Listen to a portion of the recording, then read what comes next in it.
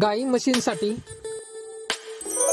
ही माहिती जर आपणास आवडल्यास आपल्या चॅनलला लाईक, शेअर आणि सबस्क्राईब करायला विसरू नका। जनावरांच्या शरीरातील ऊर्जा वाढवण्यासाठी, शरीराची वाढ, तंदुरुस्ती व स्वस्थतेसाठी खाद्याची गरज असते। म्हणून खाद्यात पुरेशी ऊर्जा व शरीराला लागणारी प्रथिने, क्षार व आवश्यक असणारी पोषक तत्वे यांचा समावेश पाहिजे। तसेच पचनक्रिया सुरळीत ठेवण्यासाठी काही घटकही आहारात असावे लागतात। हिरवा चारा। हिरव्या चाऱ्यामध्ये पाण्याचा अंश जास्त असतो। हिरवा चारा जनावरांसाठी चविष्ट लागतात। खुराकामध्ये अन्न घटक व ऊर्जा जास्त प्रमाणात असल्यामुळे याचा दुधावर चांगला परिणाम होतो। पशुला खाद्य देताना पुढील बाबींचा विचार करावा।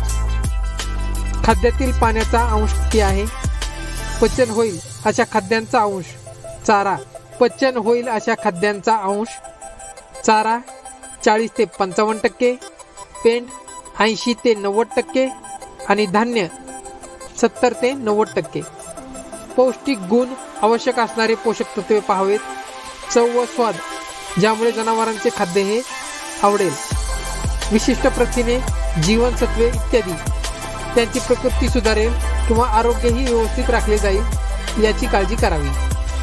हिरवा चारा बनवण्याच्या पद्धती: एक आहे मुरघास तयार करणे, दुसरा आहे एझोला खाद्य तयार करणे आणि 3 आहे हायड्रोपोनिक्स।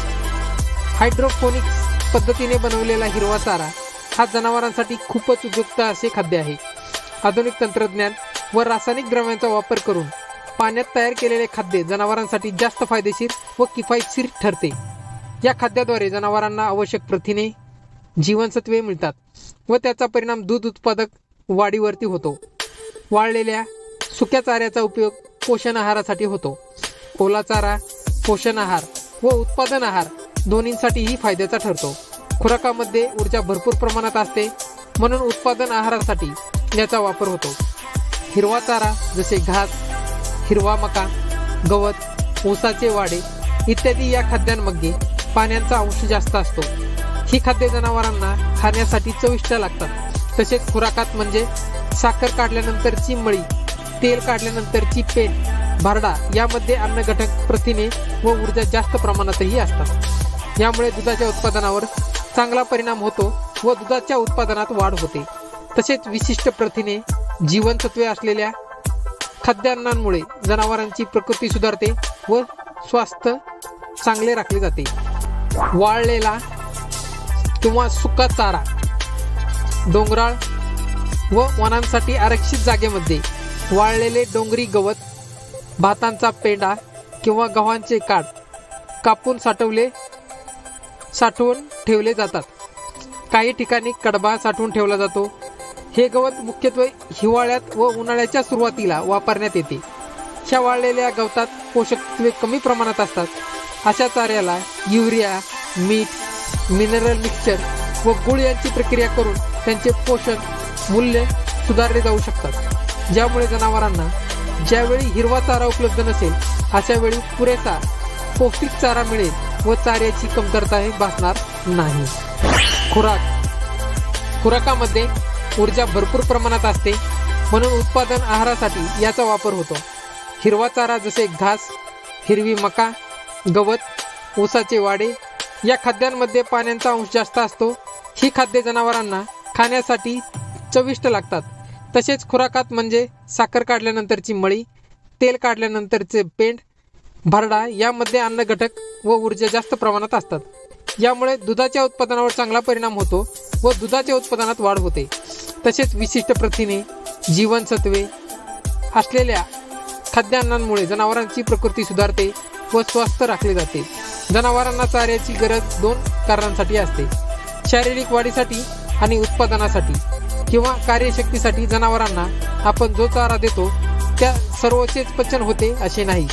त्यामध्ये असणाऱ्या घटकानुसार व प्रकारानुसार पचन योग्य व घटक वेगवेगळेही असतात.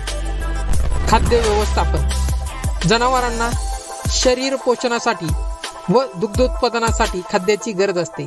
ज्या आहारात शरीर पोषणासाठी व दुग्धोत्पादनासाठी आवश्यक अन्नद्रव्ये पाचक स्वरूपात मिळतात व भूक भागते त्या आहारात समतोल आहार असे म्हणतात. सर्वसाधारणपणे 10 लिटर दूध देणाऱ्या गाई म्हशीस वजन अंदाजे 400 किलो, 6 ते 8 किलो वाळलेला चारा, 25 किलो हिरवा चारा व 5 ते 6 किलो खुराक खाद्य आवश्यक असते. वाळलेला चारा व हिरव्या चाऱ्यांची कुट्टी केल्यास 25% खाद्याची बचत होते. सर्वसाधारण जनावरांना त्यांच्या वजनाच्या 2 ते 2.5 वाळलेला चारा लागतो. वाळलेला चारा नसेल तर वजनाच्या 4 ते 6% हिरवा चारा लागतो. म्हणजे साधारण पूर्ण वाढलेल्या जनावराला 8 ते 10 किलो वाळलेला चारा व 20 ते 30 किलो हिरवा चारा लागतो. फायदे. पशुखाद्य वापरलेल्या जनावरांच्या स्वास्थ्यामध्ये जलद सुधारणा दिसून येते. पशुखाद्यामध्ये योग्य व आवश्यक प्रमाणात जनावरांना शरीरासाठी व दूध उत्पादनासाठी प्रथिने देता येतात. जनावरांची रोगप्रतिकारक शक्ती ही वाढते. जनावरांची प्रजनन क्षमता मजबूत होऊन प्रजनन काळात त्यांचे स्वास्थ्य उत्तम राखले जाते. जनावरांपासून मिळणाऱ्या उत्पादनाची गुणवत्ता सुधारते. उदाहरणार्थ दुधाचे उत्पादन वाढते व वासरे सुदृढही होतात.